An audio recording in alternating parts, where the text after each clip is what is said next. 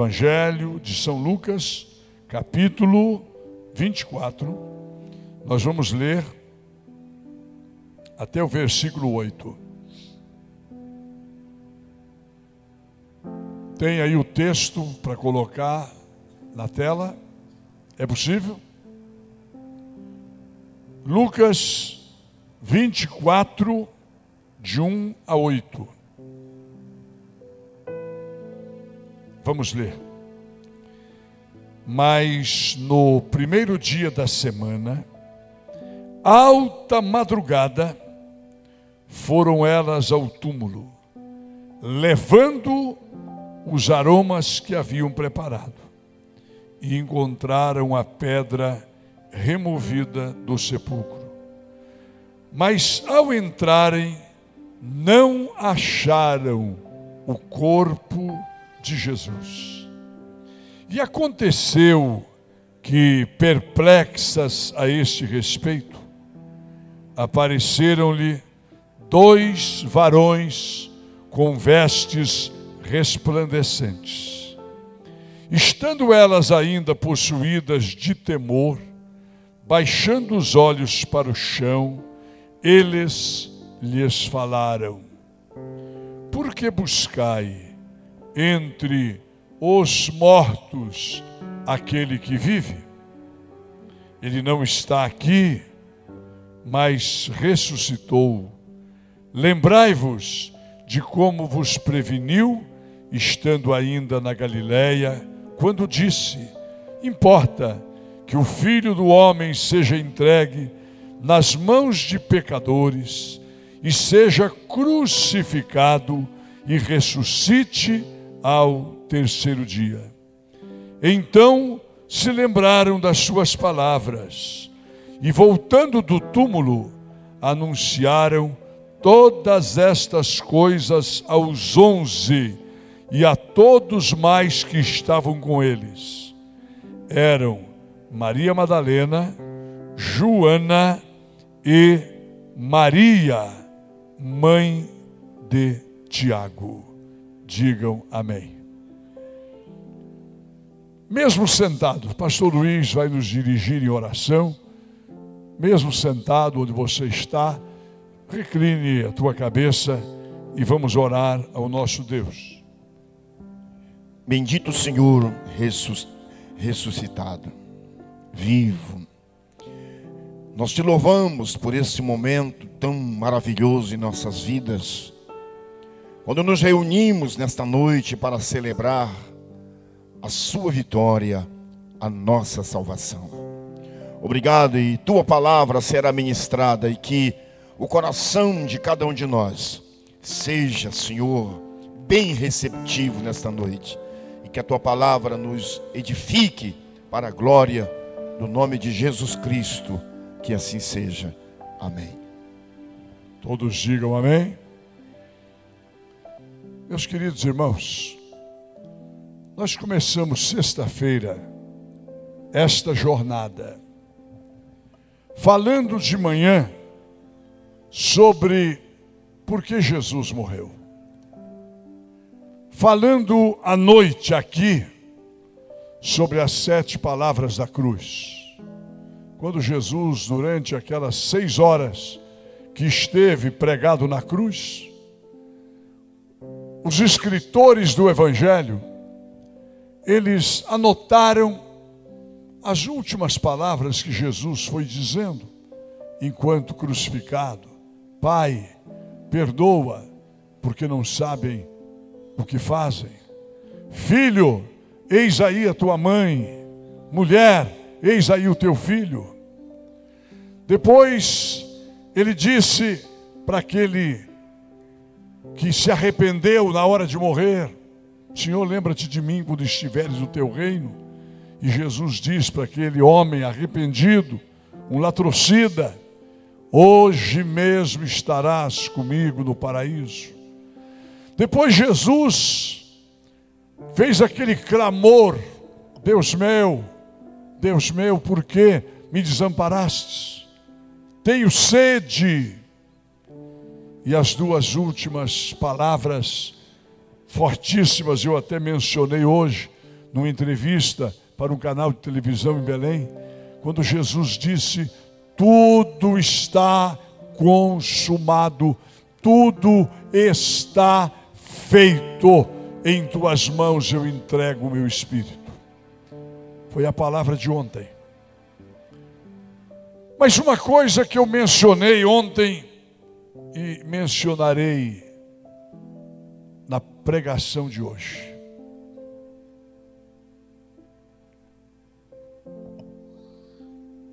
Jesus ressuscitou. E este acontecimento, os acontecimentos que envolveram a morte, o sábado de silêncio e a ressurreição, nos ensinam muita coisa. Veja e preste atenção.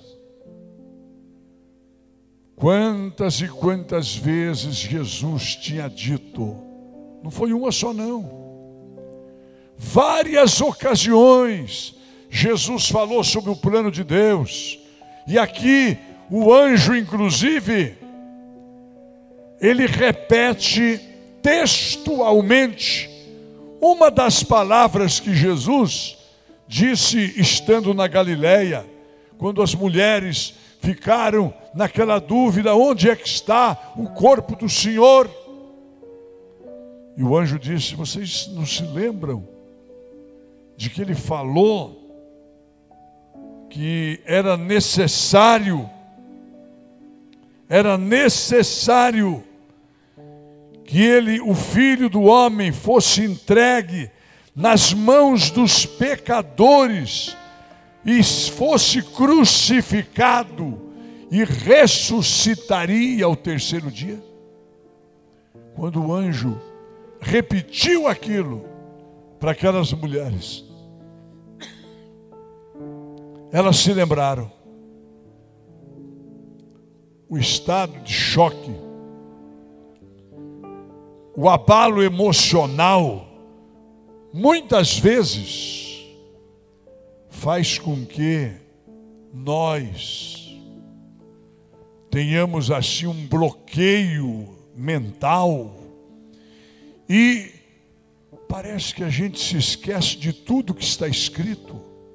Quando vem uma grande luta, ao invés da pessoa correr para a palavra de Deus e ver tudo que Deus falou a respeito daquilo, das promessas de vitória, a pessoa só enxerga a luta,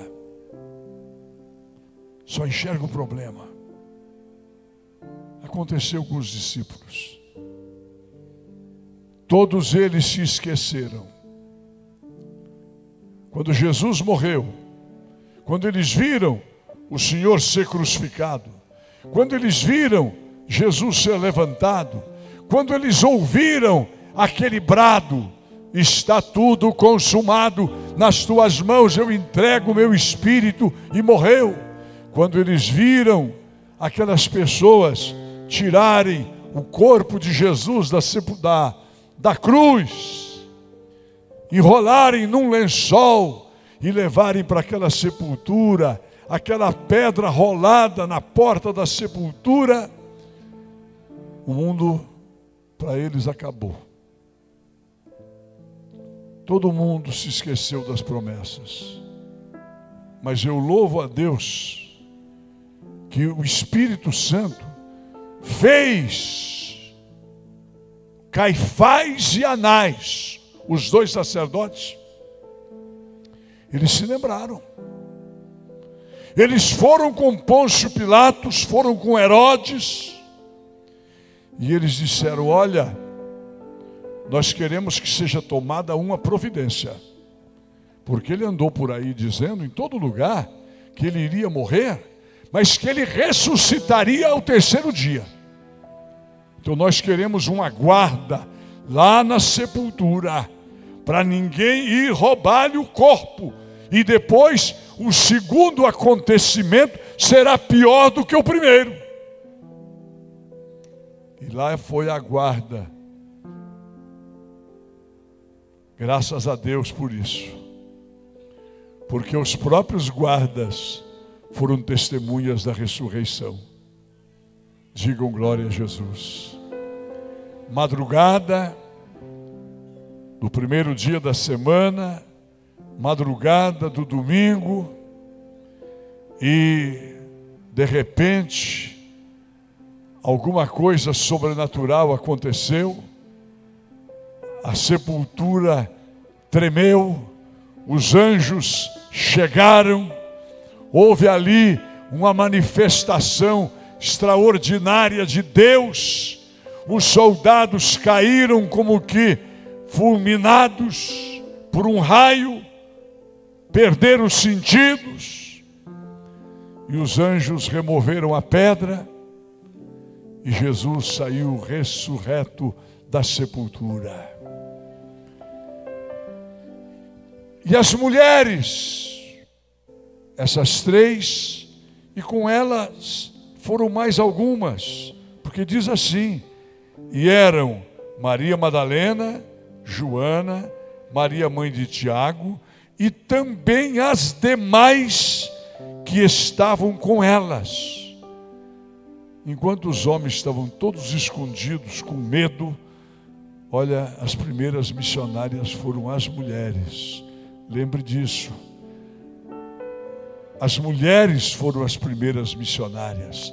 Elas se levantaram de madrugada e foram para a sepultura, levando as especiarias para embalsamarem o corpo de Jesus.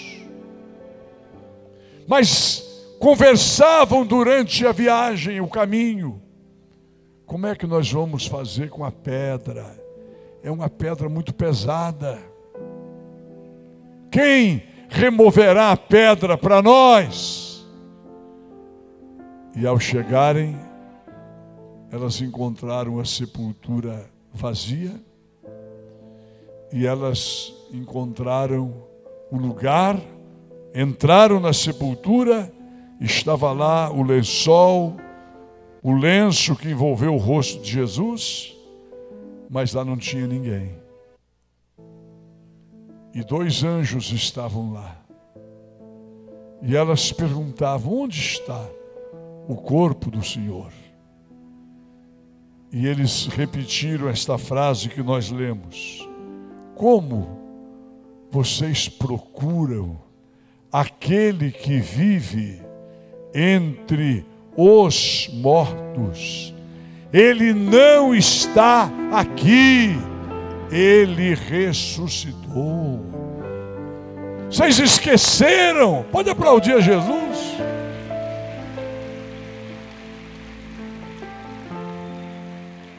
Vocês se esqueceram do que ele havia dito. É necessário que o Filho do Homem seja morto, seja crucificado, mas ao terceiro dia ressuscitará. E aí elas lembraram. Meus queridos, a ressurreição de Jesus é a nossa vitória. O apóstolo Paulo, no capítulo 15 de 1 Coríntios, ele faz uma narrativa extraordinária sobre a ressurreição, quando ele diz que se Jesus não houvesse ressuscitado, a nossa fé não teria valor. A nossa fé não valeria nada. Porque toda a mensagem bíblica estava centralizada de que ele venceria a morte. A mensagem do Evangelho é de que ele morreria como o Cordeiro de Deus que tira o pecado do mundo. Por isso que nós, cristãos, comemoramos a semana da ressurreição na semana da Páscoa. É uma festa móvel. Nós não seguimos o calendário judaico. De vez em quando acontece de bater a Semana Santa, nossa, com o calendário judaico, mas não é sempre. Por que razão? E aí, o pastor Carmona fez hoje no rádio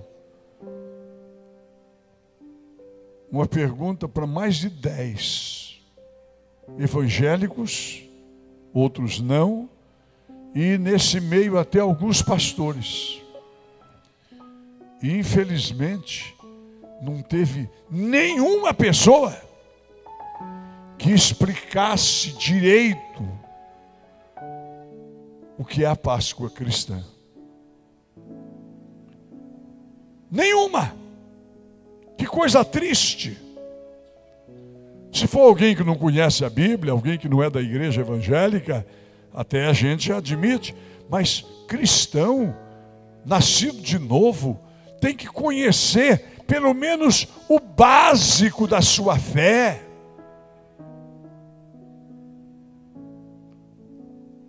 A Páscoa hebraica significava passagem.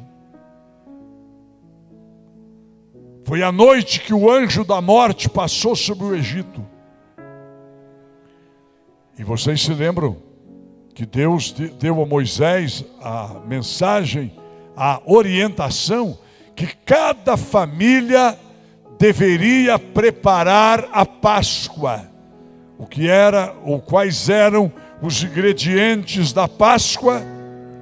Os ingredientes: ervas amargas, vamos dizer como se fosse o nosso almeirão, né? Ervas amargas, pão sem fermento e o cordeiro assado. Se fosse uma família pequena, poderia reunir 2 pessoas, 2 famílias da mesma família, 2 parentes, para comemorar junto, porque não se podia guardar o que sobrasse. Se sobrasse alguma coisa da ceia da Páscoa, tinha que ser queimada. Também aquela Páscoa significava a preparação da libertação, porque foi aquele acontecimento que fez com que o faraó dissesse ao povo de Israel: pode ir embora, eu não quero mais vocês aqui, vocês já trouxeram muitos problemas, e agora por último, a morte de todos os primogênitos. Então aquela Páscoa também lembrava libertação, o dia que eles se prepararam, já naquela noite, para logo de manhã cedo, juntarem as coisas e irem embora do Egito.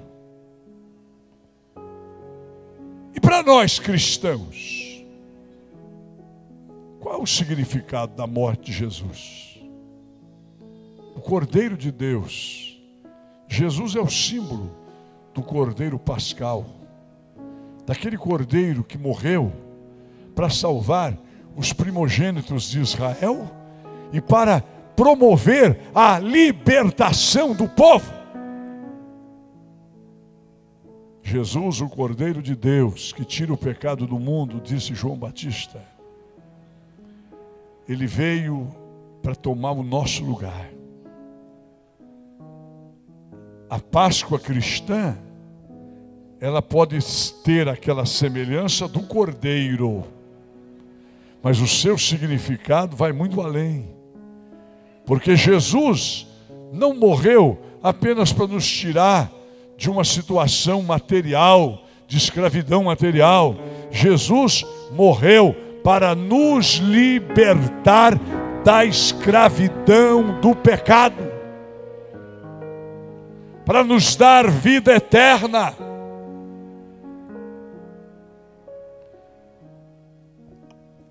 A morte do Cordeiro de Deus, Jesus Cristo, ela é tipificada de maneira extraordinária pelas 3 cruzes que estavam prontas. Tinham 3 cruzes, onde 3 pessoas seriam crucificadas naquela sexta-feira. Uma delas era daquele homem que a tradição diz chamar-se Dimas. Não sei se é correto, se é esse o nome dele. A outra cruz, nós não sabemos o nome de quem morreu nela, mas não importa os nomes. Era para aqueles 2 que estavam ao lado de Jesus. E aquela cruz, a outra, era do Barrabás. O Barrabás era alguém que tinha feito muito mal a pessoas, tinha matado, tinha feito um movimento, e gente tinha morrido. Então ele estava condenado a ser crucificado naquela tarde de sexta-feira. E estavam lá os 3, esperando a hora de morrer. Quando a noite anterior, na quinta-feira, alguém vai lá no presídio, chama o Barrabás e o leva lá para a casa de Pilatos. E ele não sabia o que estava acontecendo. E ele é colocado ao lado de Jesus de Nazaré. E Pilatos diz para o povo, segundo a tradição nossa, sempre na festa de vocês, da Páscoa, nós soltamos um preso. Nós damos um indulto para alguém. No Brasil existe isso no Natal. O presidente da República, ele indulta aqueles presos que já cumpriram boa parte da pena, que têm bom comportamento. Eles recebem o indulto, o perdão, saem livres. E era esse o costume dos lugares onde Roma dominava, e no caso de Israel. Nós temos aqui 2, Jesus de Nazaré, e o Pilatos ainda disse, em quem eu não vejo nenhum crime, e temos o Barrabás. Qual dos 2 eu devo soltar? Toda a multidão gritou, solte o Barrabás. E o que eu farei de Jesus, chamado Cristo? Seja crucificado. Então, naquela cruz que Jesus estava, naquele momento, quem deveria estar era o Barrabás. Mas eu diria, aquela cruz não era só do Barrabás, aquela cruz era nossa. Eu não estou me referindo a uma cruz de morte física, eu estou dizendo de uma sentença de morte eterna. Porque a palavra de Deus diz, a alma que pecar, esta morrerá. O salário do pecado é a morte, mas o dom gratuito de Deus é a vida eterna em nosso Senhor Jesus Cristo. E vamos aplaudir o seu nome.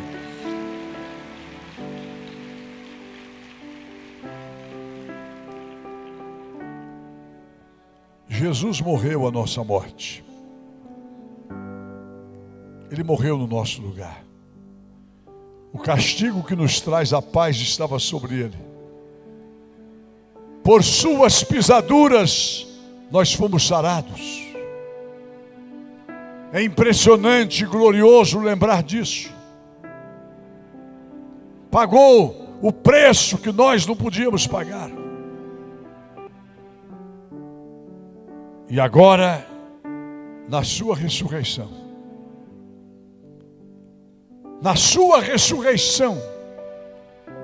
ele derrotou a morte, nossa última inimiga.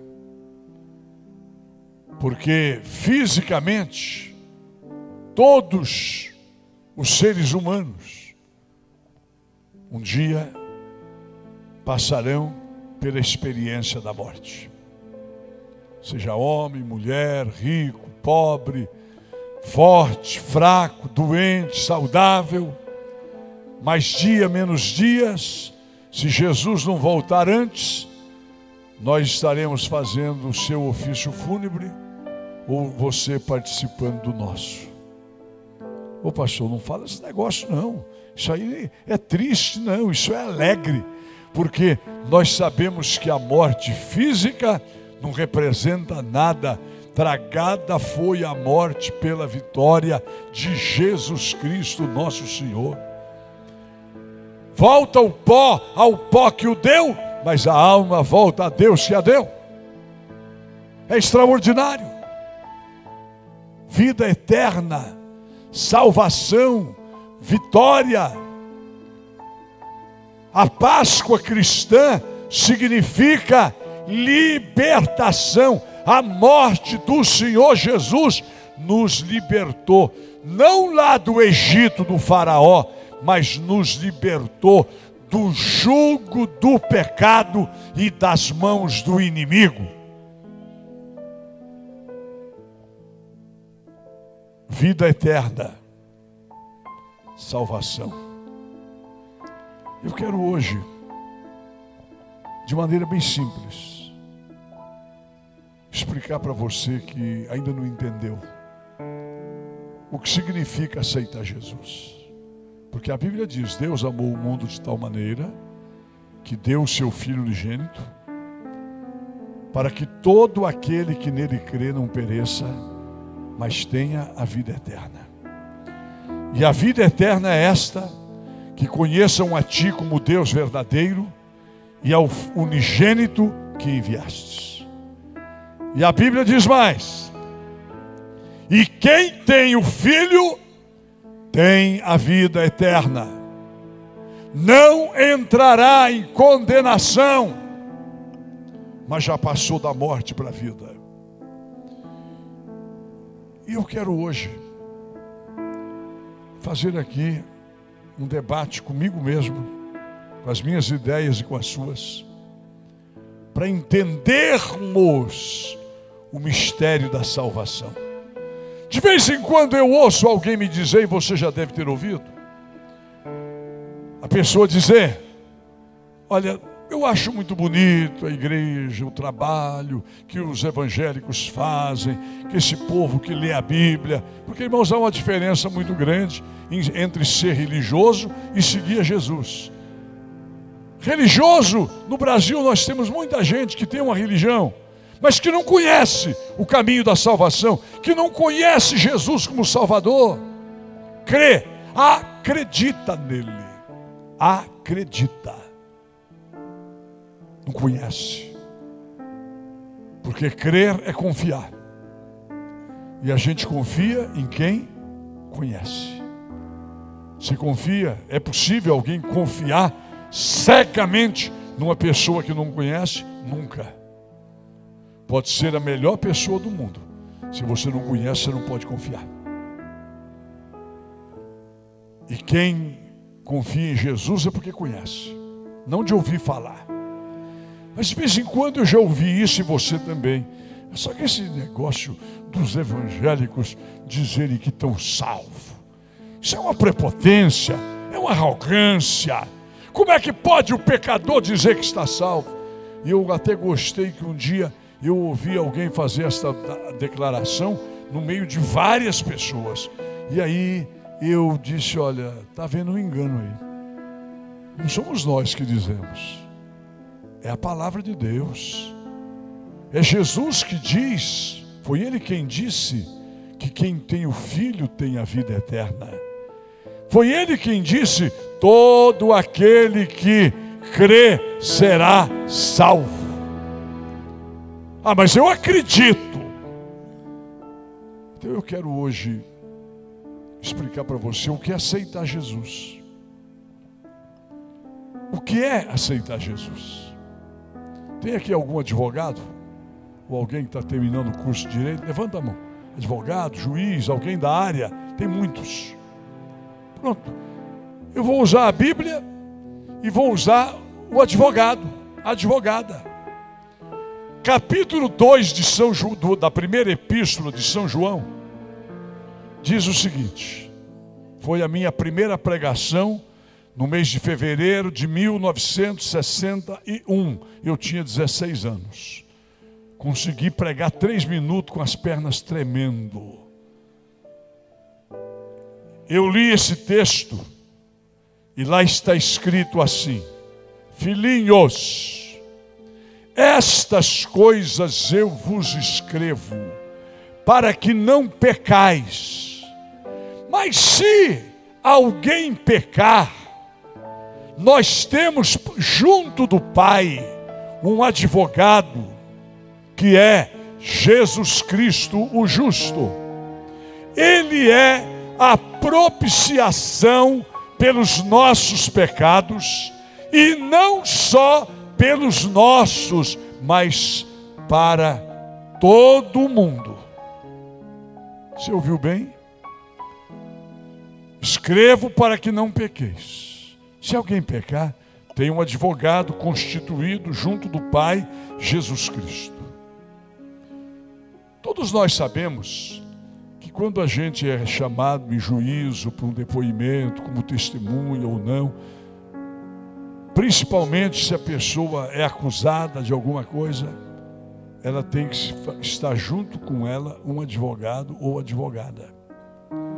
E ela tem que assinar um ato, uma procuração, aceitando que aquele advogado lhe represente naquela causa.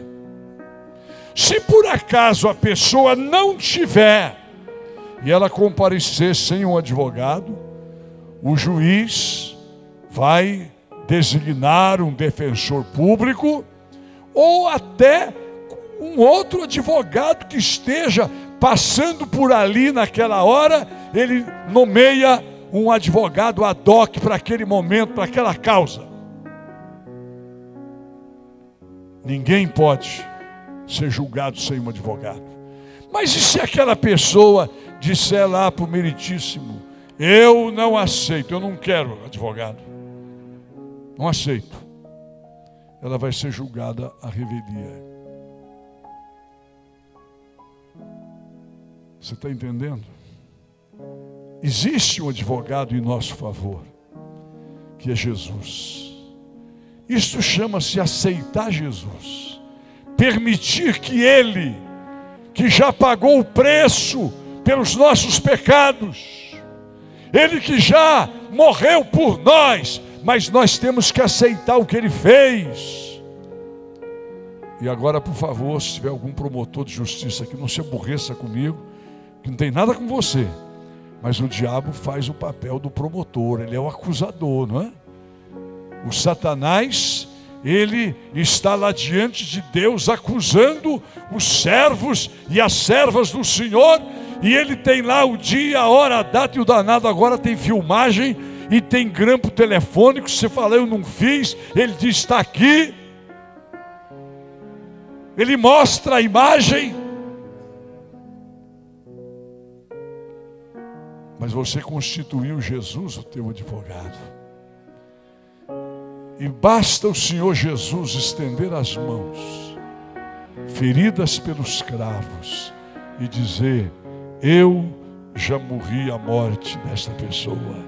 Eu já a absolvi, porque ela me aceitou como Salvador. Ela me aceitou como alguém para defender a sua causa. Isto é aceitar Jesus. Não é um mistério. É aceitar o que Ele fez por nós. É constituí-lo nosso advogado. Está na Bíblia. Por quê?